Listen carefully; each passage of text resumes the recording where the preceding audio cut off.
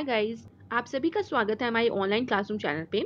और देखिए आज इस वीडियो में मैं एक्सप्लेन करने वाली हूँ क्लास 9 का चैप्टर 1 सिविक्स का what is democracy why democracy. अच्छा, वीडियो को स्टार्ट करने से पहले मैं एक चीज़ और बता दूं आपको।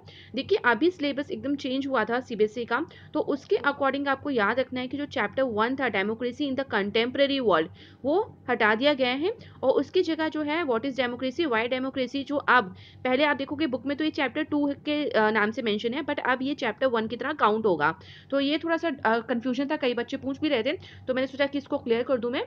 तो ये ध्यान रखिएगा कि जो what is democracy why democracy, बेशक आपके पास कोई भी बुक है, आप कंटेंट का जो नाम है हेडिंग जो है उसके अकॉर्डिंग देखिएगा चैप्टर, क्योंकि चैप्टर से कोई भी कंटेंट कट नहीं हुआ है, सेम वही चैप्टर है, सेम वही कंटेंट है, बस जो चैप्टर का आप सोच सकते हो कि जो नंबर है वो चेंज हो गया है। तो अब ये चैप्टर 1 की तरह जाना जाता है। अगर आपकी बुक में चैप्टर 2 भी है तो आप उसकी तरह भी प्रिपेयर कर सकते हैं, ठीक है, क्योंकि मेन तो हमारा कंटेंट समझने का जो मोटिव है वो है। इसके बाद सही है, मूव करते हैं नेक्स्ट पॉइंट पे। तो देखिए जो नेक्स्ट पेज आप देखोगे उसके फर्स्ट ऑफ ऑल आपको ओवरव्यू दिया गया है कि एक अवलोकन कर लिया जाए कि बेसिकली आप इस चैप्टर में क्या पढ़ने वाले हो। इससे पहले के प्रीवियस चैप्टर में आपने कितनी नॉलेज ले ली थी और इस चैप्टर को जब आप एंड में जब पूरा पढ़ लोगे तो तब आपको कितनी नॉलेज आ जाएगी।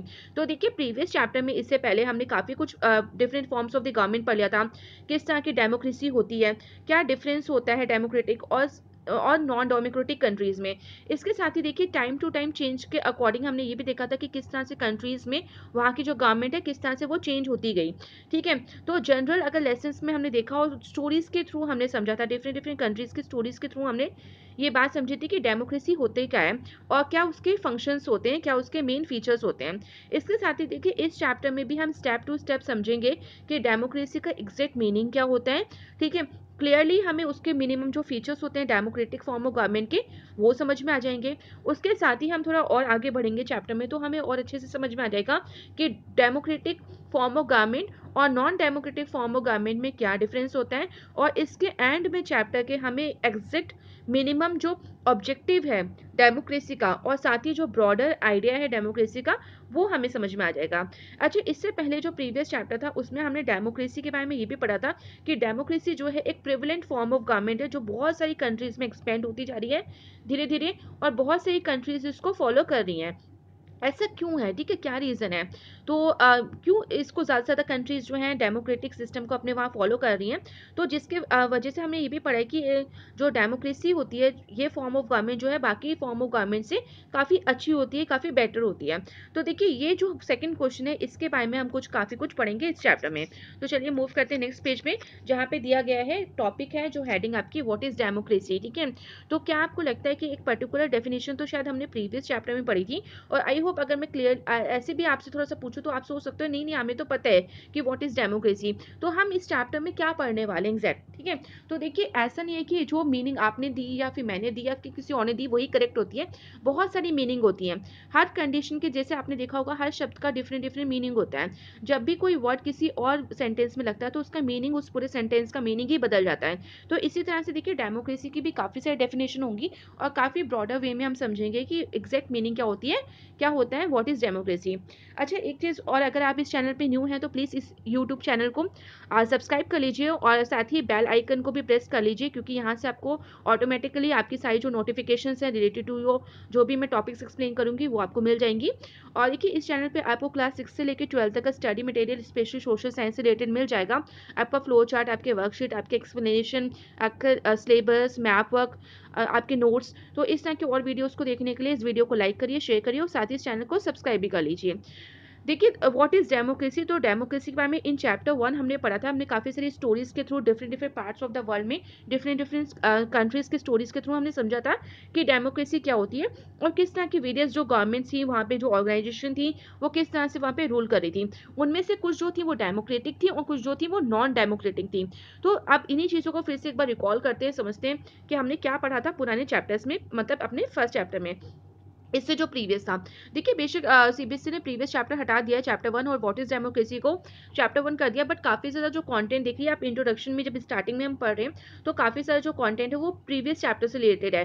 तो इट्स बेटर अगर आपके पास बुक है और आपके पास वो चैप्टर मेंशन किया गया है तो आप उसको एक बार रीड कर लिए, अदरवाइज मैंने उस चैप्टर की वीडियो भी बनाई है, वो भी देख लीजिए, क्योंकि इस चैप्टर को समझने के लिए आई थिंक जो प्रीवियस चैप्टर है उसको समझना भी ज़रूरी है। क्योंकि देखिए अब ये कुछ कुछ वर्ड्स आएंगे, इस तरह से कुछ कुछ लाइन्स आएंगी जो आपके प्रीवियस चैप्टर से रिलेटेड है, तो आई थिंक आपको थोड़ी सी मुश्किल हो सकती है समझने में, आप थोड़ा सा कंफ्यूज हो सकते हो।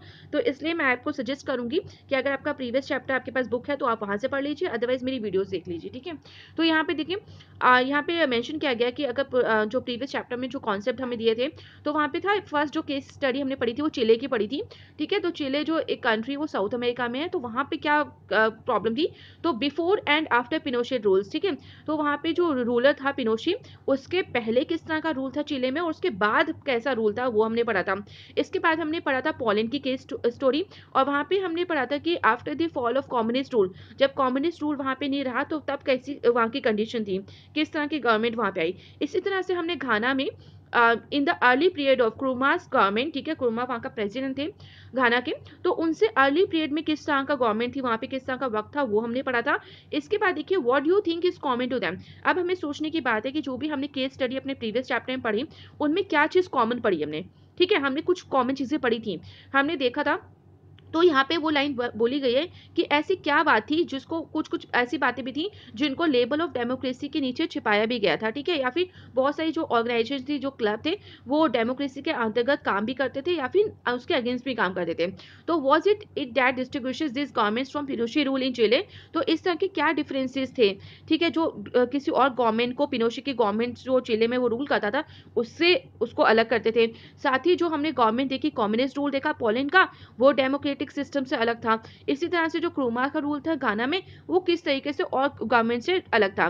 तो what do this governments have in common with the military rule in Myanmar. इसी तरह से जो हमने म्यांमार की स्टोरी पढ़ी थी, केस स्टडी हमने किया था म्यांमार का, तो वहाँ पे जो मिलिट्री रूल था, जो मिलिट्री रूल वहाँ पाया जाता था, वो बाकी देशों की गवर्नमेंट से किस तरीके से अलग था, किस तरीके से अलग था, डिफरेंट था, तो ये भी हमने पढ़ा था। तो why do we say that this governments are not democratic, और हमने ये ऐसे क्यों बोला है वहाँ पे जब हमने चैप्टर पढ़ा था कि ये जो पिनोशा का जो रूल था चिले में, या फिर आप देखो क्रूमा का जो रूल था घाना में, या फिर म्यांमार में जिस तरह का मिलिट्री रूल था, पोलैंड में जिस तरह से फॉल हुआ कम्युनिस्ट रूल था, तो ये किस तरीके से डेमोक्रेटिक नहीं था, यहाँ की जो गवर्नमेंट थी वो क्या डेमोक्रेटिक नहीं थी। तो उस पूरे एनालिसिस के बाद हमें एक बात समझ में आ गई कि वहाँ पे जो कॉमन फीचर्स थे, सम कॉमन फीचर्स ऑफ, कुछ थे डेमोक्रेटिक कंट्रीज के डेमोक्रेटिक गवर्नमेंट्स और कुछ थे non democratic governments. It means पूरे जो हमने केस स्टडी पूरे प्रीवियस चैप्टर समझी थी उससे हमें ये समझ में आ गया कि दो तरह की गवर्नमेंट होती है, एक होती है डेमोक्रेटिक गवर्नमेंट्स और एक होती है नॉन डेमोक्रेटिक गवर्नमेंट्स, ठीक है। तो अब हम समझते हैं वाई डिफाइन डेमोक्रेसी, क्यों, क्या जरूरत है डिफाइन करने की डेमोक्रेसी की, क्यों क्यों जरूरत है परिभाषा देने की डेमोक्रेसी की। तो देखिए इससे पहले हम कुछ आगे पढ़े, लेटेस्ट फर्स्ट हम एक ऑब्जेक्शन पढ़ लेते हैं, जो एक क्लास में एक स्टूडेंट्स जो हैं, स्टूडेंट्स वो अपनी टीचर से कुछ क्वेश्चन पूछ रही हैं, तो वो हम थोड़ा सुन लेते हैं पूरा का पूरा कि क्या है, क्योंकि वो भी काफी हेल्पफुल रहेगा आपको समझने के लिए इस चैप्टर को। तो यहाँ पे वेरियस वे में क्वेश्चन पूछे गए हैं डिफाइनिंग डेमोक्रेसी, की डेमोक्रेसी क्या होती है, और उसके कुछ सवाल जवाब जो थे वो देख लेते हैं किस तरह के क्वेश्चन हुए थे।